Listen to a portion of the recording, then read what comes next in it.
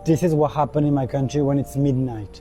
It's so dangerous. When your friend from Egypt doesn't know yet that Indonesia is super safe. 6 bulan di Indonesia.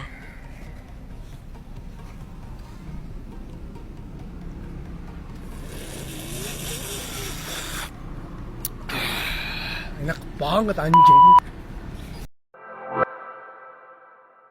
Kenapa semakin banyak bule yang bilang Indonesia jauh lebih aman daripada Amerika? Pertanyaan ini mungkin terdengar aneh, apalagi kalau kamu terbiasa mendengar bahwa negara maju itu pasti lebih aman, lebih teratur, dan lebih nyaman.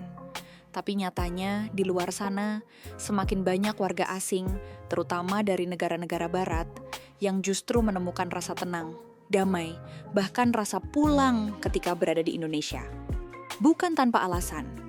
Di saat negara adidaya itu sibuk dengan kriminalitas, penembakan massal, dan ketidakstabilan sosial, Indonesia justru hadir sebagai tempat yang tenang, bersahabat, dan bikin banyak warga asing merasa lebih damai di sini.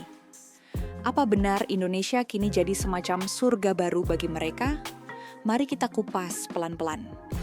Indonesia lebih aman dari Amerika. Lo kok bisa? Jadi, aku udah semingguan di Indonesia, udah dari Surabaya, Banyuwangi, dan sekarang lagi di Bali. Jujur, aku kok merasa lebih aman di sini ya, daripada di Amerika. Pas aku jalan-jalan di kota San Francisco yang lalu, aku diperingati sama temanku di sana, katanya jangan sampai kita ninggalin barang di mobil sama sekali. Bahkan barang yang paling remeh pun, seperti handuk atau kabel charger. Katanya, salah-salah kaca mobil kita bisa dipecahin ya. Awalnya aku ragu sih, cara San Francisco ini kan kota dengan sewa termahal nomor 2 di Amerika. Masa kriminalitasnya tinggi sih? Aku disuruh Google dan ternyata hasilnya mencengangkan banget. Dalam 1 tahun pernah ada 30.000 kejadian, sampai-sampai pemilik mobil di sana memohon-mohon lewat tulisan agar kaca mobilnya tidak dipecah. Saking parahnya, beberapa orang rela membiarkan pintu bagasi mobilnya terbuka demi agar kacanya tidak dipecah. Yang bikin miris, ini terjadi di salah satu kota terkaya di Amerika. Dan ini belum ngomongin kekerasan dengan senjata api ya. Dari tahun 1968 sampai 2017 saja, ada lebih dari 1,5 juta orang korban meninggal. Di sini, kita patut bersyukur tinggal di negara Indonesia yang relatif stabil dan aman. Tinggal di luar negeri, nggak semuanya enak seperti kelihatannya ya.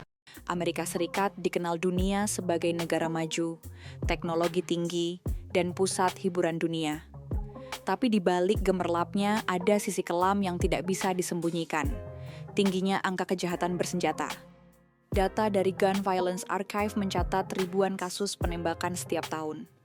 Bahkan di tempat umum seperti sekolah, mal, bioskop, dan acara publik. Di sana, rasa takut sering menjadi bagian dari kehidupan sehari-hari. Bayangkan, di beberapa kota, orang tua harus mengajarkan anak mereka cara bersembunyi kalau ada penembakan di sekolah. Ini bukan teori, ini kenyataan yang dihadapi jutaan keluarga di sana. Sementara itu di Indonesia, meskipun kita tahu bahwa negara ini bukan tanpa masalah, kekerasan bersenjata ekstrem sangat jarang terjadi. Banyak kota dan desa di sini masih memberikan rasa aman yang nyata. Bahkan di kota besar, seperti Yogyakarta, Bandung, atau Denpasar, banyak warga asing yang bilang mereka bisa berjalan sendirian di malam hari tanpa rasa takut yang berlebihan. This is what happened in my country when it's midnight. It's so dangerous. What would you do if it was midnight in my country and there's a guy who tried to run after you? And you know what? Here in Indonesia, I can go out at midnight. It won't happen anything to me. Nothing happened to me. And nothing will happen to me. It's so safe at midnight. Nothing can happen to me. So Who was saying that the streets of Jakarta are unsafe at night? It's 11:10 on a Friday night. I feel completely safe. If this was the UK, it would be a different story. Or in a Western country, it'd be a different story. I don't know where I'm going. Just walking the streets randomly with this avocado mud. Seorang bule yang pernah tinggal di Los Angeles bercerita, di kotanya dulu, keluar malam berarti harus ekstra hati-hati. Selalu waspada terhadap orang asing, memegang erat tas atau dompet, dan kadang sengaja menghindari area tertentu. Tapi setelah beberapa bulan di Bali, dia merasa seperti anak kecil lagi. Bisa berkendara motor tanpa rasa cemas berlebihan, mampir ke warung kecil di pinggir jalan, dan ngobrol santai dengan orang lokal yang baru dikenalnya 5 menit lalu. Yang dia rasakan bukan cuma aman secara fisik, tapi juga aman secara sosial. Karena di negaranya, interaksi antar orang sering terasa kaku, bahkan dingin. Tapi di Indonesia, meski awalnya dia adalah orang asing, masyarakat justru ramah dan terbuka. Sekarang cewek Korea sendiri jalan-jalan Blok M, waktunya 10.30, tapi masih aman kok. Luar biasa. Aku jalan-jalan sendiri di Blok M. Aman, ramai banget. Tetap ramai banget. Wah. Suasananya Blok M-nya bagus banget.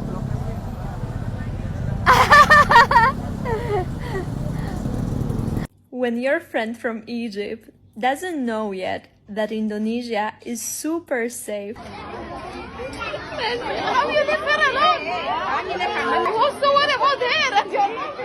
Someone take camera and I don't know it's him. In the street, 1 minute I while shooting on him. How you take care?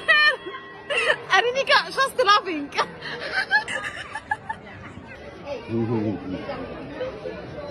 Di Barat, meski teknologi canggih, kehidupan terasa individualistik. Di Indonesia, meski masih banyak keterbatasan infrastruktur, kehidupan terasa lebih hangat.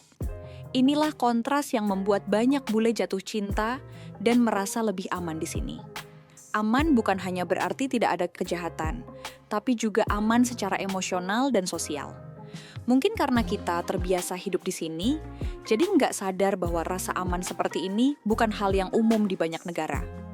Kita menganggap wajar bisa titip anak ke tetangga atau berjalan malam tanpa rasa takut berlebihan. Padahal di luar sana, itu adalah kemewahan yang tidak semua orang punya.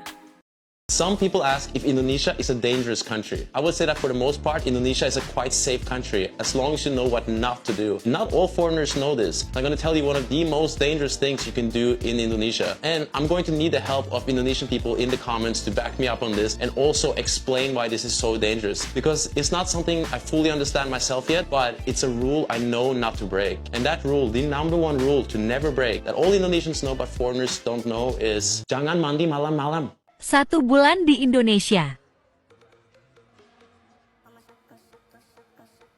3 bulan di Indonesia.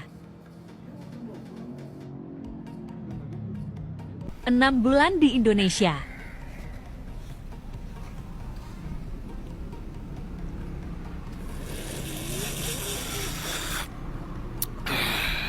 Enak banget anjing.